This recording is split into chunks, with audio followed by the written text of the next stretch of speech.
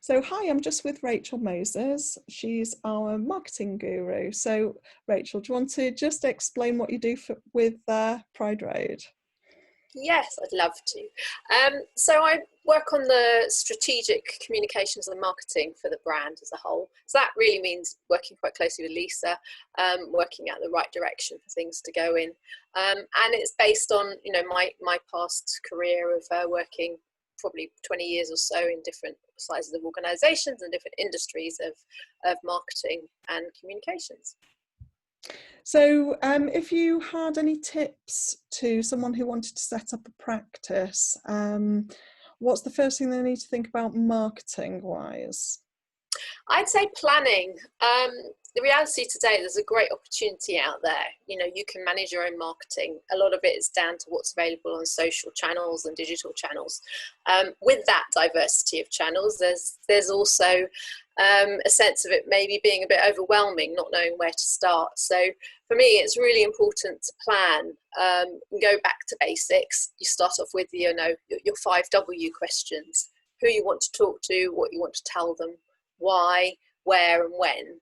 And from that basic principles, you can build up the bones of which channel to speak to and who to say what to, so that you get the kind of targeted and relevant communications that will help with your marketing. So we're talking in September 2020. People might be watching this in 3 years' time, 5 years' time. So currently, what channels are good for architects to use? So if you're talking about trying to reach customers, and again, it depends on which kind of market you're trying to approach, but in the Pride Road example, if you're trying to reach homeowners, then it's Facebook very much. If you're trying to build awareness amongst your peers, LinkedIn is really good. And I think in the background, you've still got Twitter. It's just been there for so long, just to put out, help promote.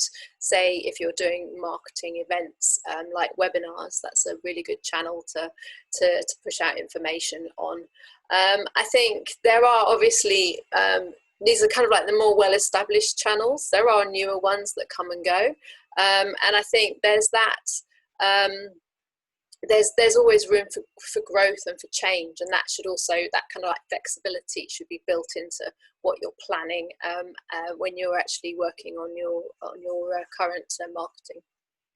And so a lot of people are a bit not confident about going online. They may have a personal profile on Facebook. Should we be taking photos of the food that we're eating and putting it on Instagram?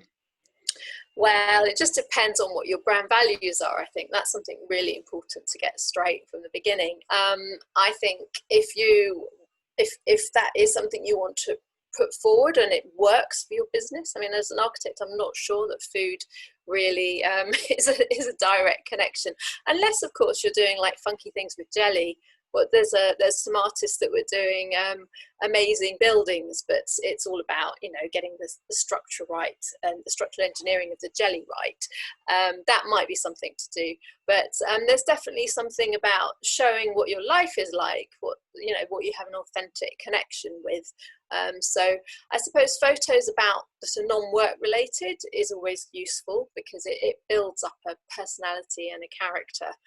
And you mentioned some people don't feel comfortable being on social media. I think the tip there really is to maybe just to think of yourselves as a character, like just and make up an avatar that you're not being yourself, but you're being yourself who's the architect, and try and live that kind of character when you're performing online and sharing information. That way you get a little bit of separation, I think, between really showing what's going on in your life, keeping a bit of privacy if you want, and actually producing some content which is really interesting for people to engage with.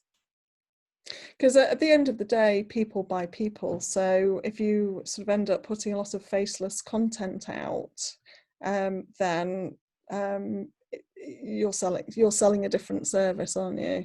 Exactly. You've got to always have in mind to bring it back to what you're trying to sell. So you know, as a Pride Road franchisee, you want to transform someone's home. So anything connected to content around home and development, and what you love and what you think is great about a particular layout, that kind of stuff. Yeah, great. And how important is PR in building a business? I think this is back to the planning. You should always have quite a balanced marketing mix, really. So PR is potentially, for if you're a business owner, is harder to earn, but it definitely serves a place because it gets your brand awareness up. And brand awareness is really useful for building trust with the audience. You know, I think in this age, everybody Googles. If you can Google and find, you know, content that's that's like in the print media or the published media, that just adds a layer of authenticity and trust that people will find. It's not the be all and end all, I guess. And you can think of, you know, where you place that in the marketing mix. But there are always opportunities to buy print coverage, and depending on your strategy, that might be a sensible idea. But I think there's always lots of things that you can do, you know, for free, and it's not something I'd certainly rush to do to get press coverage at any cost. Okay, so thanks very much, Rachel, and yeah, thank you. Any last thoughts?